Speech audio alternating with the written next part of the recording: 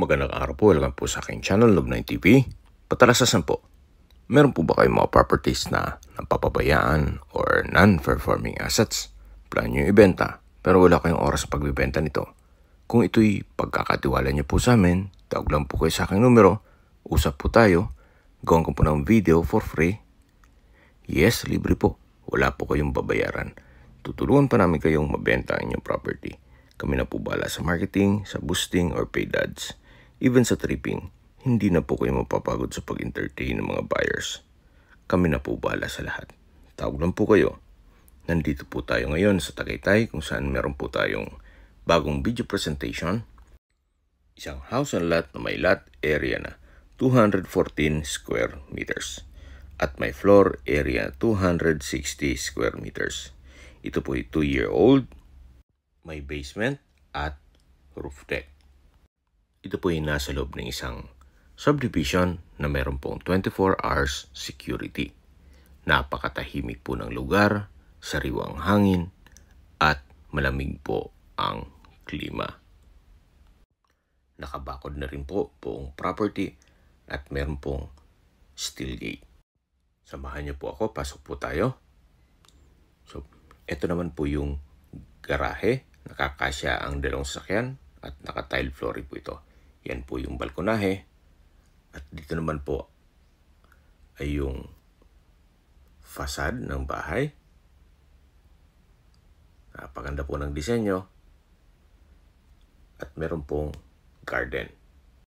May mga pathwalk na rin po papunta sa likod ng bahay. So ito po yung garahe at dito naman po yung main door. Kung saan ito yung meron pong aluminum screen door at solid wood door.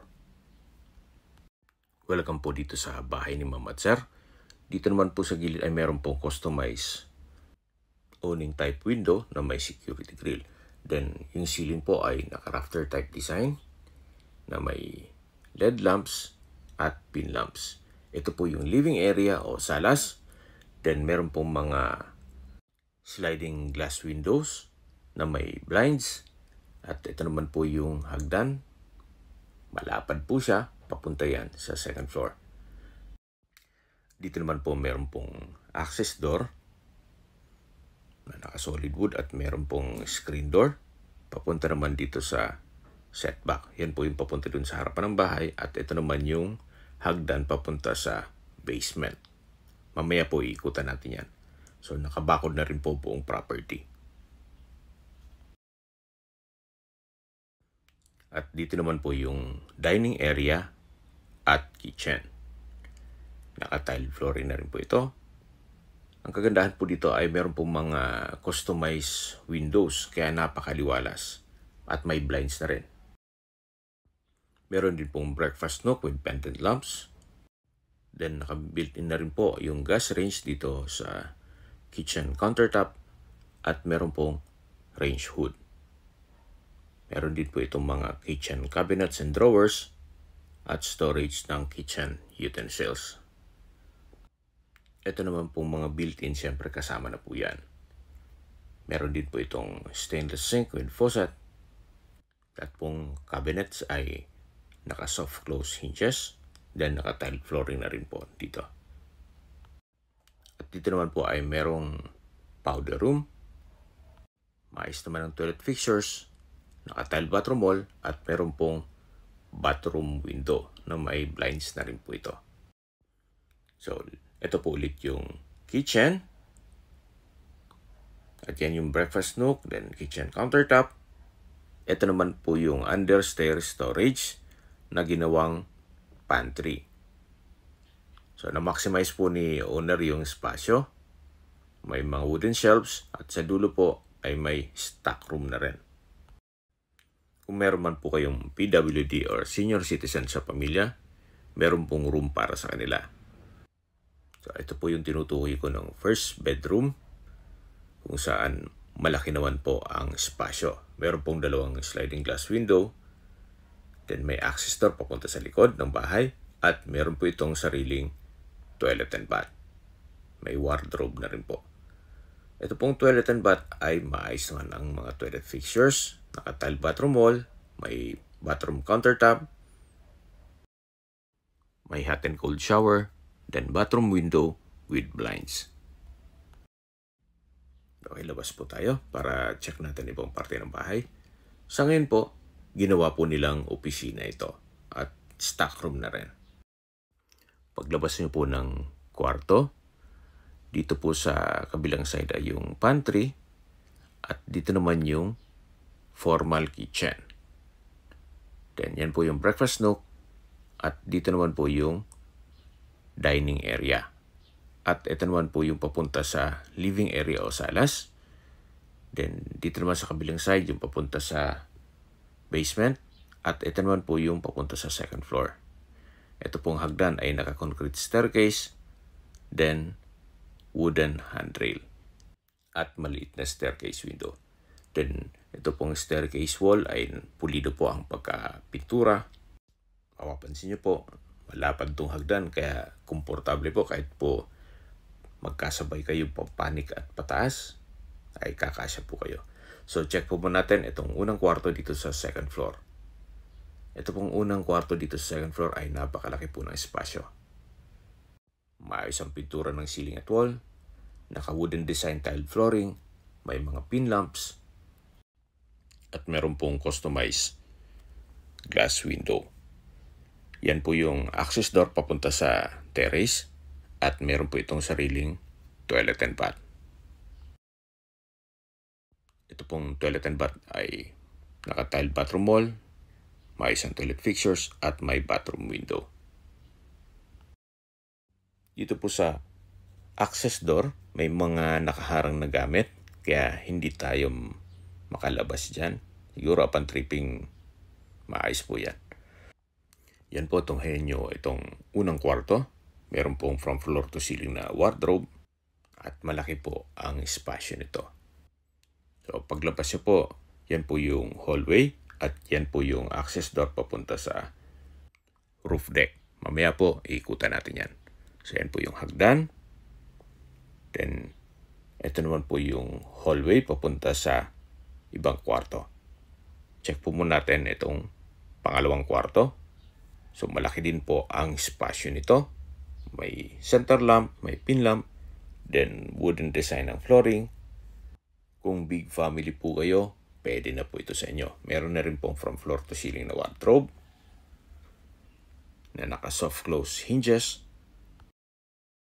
Meron din po itong sariling toilet and bath. Ito pong toilet and bath ay maayos naman ang toilet fixtures, naka-tiled bathroom wall, may sariling bathroom window at naka-blinds na rin po ito. Halos lahat pong kwarto ay meron pong maliit na balkonahe. At ito po yung access door. Meron din po itong aluminum screen door. Yan po yung kapaligiran. Napakatahimik po ng lugar. Maliwalas. At sariwa po ang hangin. Okay, balik na po tayo dito sa loob. Yan po, tunghayin nyo po itong pangalawang kwarto na malaki po ang espasyo at meron pong malaking customized glass window. Lalabas po tayo para check natin yung kabilang kwarto. Yan po yung papunta sa roof deck. At yun ang unang kwarto kanina. Then meron pong chandelier dito sa may stairway. At ito naman po yung pangatlong kwarto. Ito pong pangatlong kwarto ay ganun din po. Malaki ang espasyo. Wooden design ng tile flooring. May pin lamps. May center lamp. At from floor to ceiling din po itong wardrobe. May sariling toilet and bath na rin po ito. Maayos naman po ang mga toilet fixtures. May towel rack, water closet, bathroom sink, naka-tile bathroom wall, at may bathroom window. Yan po, tunghayan nyo po ulit itong pangatlong kwarto na napakaliwalas po. So, labas po tayo. Yan po ulit yung hagdan at yan yung hallway papunta sa roof deck. Meron pong chandelier at ito naman po yung master's bedroom. ito pong master's bedroom ay napakalaki po ng espasyo. Maaliwalas, maraming customized windows with security grill. Then, naka-wooden design itong tile flooring at meron po itong sariling toilet and bath. Maayos naman po ang toilet fixtures, naka-tile bathroom wall, at meron pong bathroom window na may blinds na rin po ito. Ayan po, tunghayan niyo po ulit itong master's bedroom na napakaliwalas at meron po itong from floor to ceiling na wardrobe. Ito pong access door ay meron pong aluminum screen door papunta dito sa balkonahe o terrace. Ito naman po ang view dito sa harapan ng bahay. Yan po ang mga magiging kapitbahay nyo kung sakaling ma-acquire nyo ito. At tungkol naman po sa dokumento nito, ito'y titulado, buhay po ang may-ari, kaya wala po kayong magiging problema sa documentation o sa transfer ng title. So, yan po yung master's bedroom at lalabas po tayo. At para ma-check natin ang roof deck. So, ito po ulit yung hagdan. Then, ito yung hallway. At ito po yung family area. Then, ito po yung access door na naka-aluminum screen door. Papunta naman po ito sa roof deck. Samahan niyo po ako. Akyat po tayo. So, nandito na po tayo sa roof deck kung saan meron po itong mga metal railing at may overhead tank. Naka-tile flooring na rin po ito. Mula po dito, matatanaw nyo ang inyong mga kapitbahay. Gaya po ng nasabi ko sa inyo kanina, ito pong location nitong property ay nasa loob ng isang subdivision kung saan napakatahimik po ng lugar, sariwang hangin, at malamig po ang klima. Malapit din po ito sa main road, kaya ito po'y accessible ng public transportation. Tungkol naman po sa distance, location at travel time, mamaya po pag-uusapin natin yan. Check po muna natin yung basement. So mula po dito sa roof deck, pababa po tayo. Ito po yung hallway dito sa second floor. Yan po yung mga kwarto. At ito po yung hagdan. Galing na tayo dito kanina. So bababa po tayo. So, pagbaba po natin, itong nasa likod ka yung living area o salas. At ito naman po yung tinutukoy ko na access door papunta sa basement. Yan po yung papunta sa harapan ng bahay. At ito naman yung hagdan papunta sa basement. Naka-concrete staircase na rin po ito. Then metal railing. Meron pong mga pocket garden sa kanto nitong concrete fence. Then, ito pong basement ay napakalaki po ng espasyo. Pwede pong gawing music room, game room, or entertainment area. Dito po sa dulo ay meron pong jacuzzi. Kung medyo stress kayo sa trabaho, pwede mag-relax dito. Or kung pwede nyo rin po itong i-convert sa Airbnb para maging income generating. Total, hindi naman po kailangan pumasok pa sa loob ng bahay. May sarili po itong daan papasok dito sa basement. So, meron po itong sariling toilet and bath. Maayos naman ang toilet fixtures, naka-tile bathroom wall, at meron pong overhead shower. Meron din po itong bathroom window with blinds. So, kung sakali pong nasa ibang bansa pa po kayo at hindi nyo pa naman kailangan, pwede naman po itong maging income generating itong area to pag pinasok nyo sa Airbnb.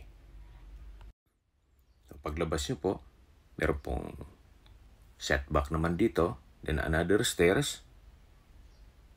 Akyat po tayo. Samahan nyo po ako. So, pag akyat nyo po dito, ay ito po yung sa likod ng bahay. Na may mga pathwalk, then ito yung concrete fence. Ang labas naman po nito ay yung garahe. At ito naman yung papunta sa formal kitchen. Ito naman po yung part ng first bedroom dito sa ground floor. So, ito po yung covered car garage na kakasya dalawang SUV at yan po yung steel gate o entrada ng bahay. So, recap po tayo sa mga mahilig mag-skip ng video. Ito po yung para sa inyo. Ito pong property ay located po sa Tagaytay, sa isang subdivision na meron pong 24 hours security. May lot area na 214 square meters at may floor area na 260 square meters, more or less. Ito po ay 2-year-old, well-maintained, kaya ready for occupancy. Habang pinagmamasdan niyo po itong buong property, pag-usapan na natin ang distance, location, at travel time. So, mula po sa Picnic Grove, isa sa pasyalan dito sa Tagaytay, ang distance is 3.8 kilometers at ang travel time is 10 minutes. Mula naman po sa ina ng laging Saklolo Church, ang distance is 2.5 kilometers at ang travel time is 7 minutes. At mula naman po sa Starbucks downhill, ang distance is 1.4 kilometers at ang travel time is 9 minutes. Mula naman po sa Tagaytay Rotonda, ang distance is 2.9 kilometers at ang travel time is 12 minutes. Sa Tagaytay Rotonda po ay kumpleto na rin gaya ng mga malls, hotels and restaurants, banks, supermarket, schools, church, at hospital. Yan po yung lagi kong binabanggit sa inyo na dapat nyo i-consider sa paghanap ng property yung meron pong malapit na hospital. Hindi ko naman po sinasabing sakitin kayo. Yun naman po ay for emergency purpose lang naman. At mula naman po sa Calac Silang Interchange, ang distance is 16.9 kilometers at ang travel time is 54 minutes. Bakit po lagi kong binabanggit ang Calax or Cavite Laguna Expressway? Ito po ay isang proyekto ng ating gobyerno na kung saan ang Calax po ay connecting South Luzon Expressway, Skyway, all the way to North Luzon Expressway at ibang parte ng Metro Manila. So, once na matapos po yan, mas mapapabilis na po ang biyahe papunta dito sa Tagaytay. Mula naman po sa airport, ang distance is 56.4 kilometers at ang travel time is 1 hour and 52 minutes kasama na ang traffic. Okay, sa presyo na po tayo. Binibenta po ito ni owner sa halagang 18.8 million pesos net. Ibig pong sabihin, si buyer na po ang sasagot sa lahat ng taxes at expenses with regards to documentation. Kung may mga katanungan po kayo or gustong magpaset ng tripping dito sa property to, tawag lang po kayo sa aking numero. At sa mga kababayan naman natin na sa ibang bansa, meron po akong Telegram. Sa mga iPhone user man may iMessage. Meron din pong Imo, Skype, Viber at WhatsApp. Same number lang po, 0917-316-3399. Sa mga nagtatanong naman po ng aming Facebook, meron po aming Facebook page na Nov9 TV at Facebook Reels video. Makisuyo po, pakilike and follow na rin. Meron din po kami ibang YouTube channel na The Nov9 TV channel at AC Listings. Sana po naibigan nyo ang aming video presentation. Pakilike and subscribe na lang po sa aking channel para ma-update din po kayo sa aking future listings. Kung sakali po hanap nyo ay mas malaking sukat ng lupa, meron din po kami ibang listings na pwede nyong pagpilian. Huwag po kayong mag-atubiling tumawag sa amin, then let us know your budget para malaman namin kung anong property pwede naming i-alok sa inyo. Sa lahat pong viewers, subscriber at nagtiwala po sa amin, salamat po sa suporta. Ingat po kayo lagi at yung pamilya. Maraming salamat po.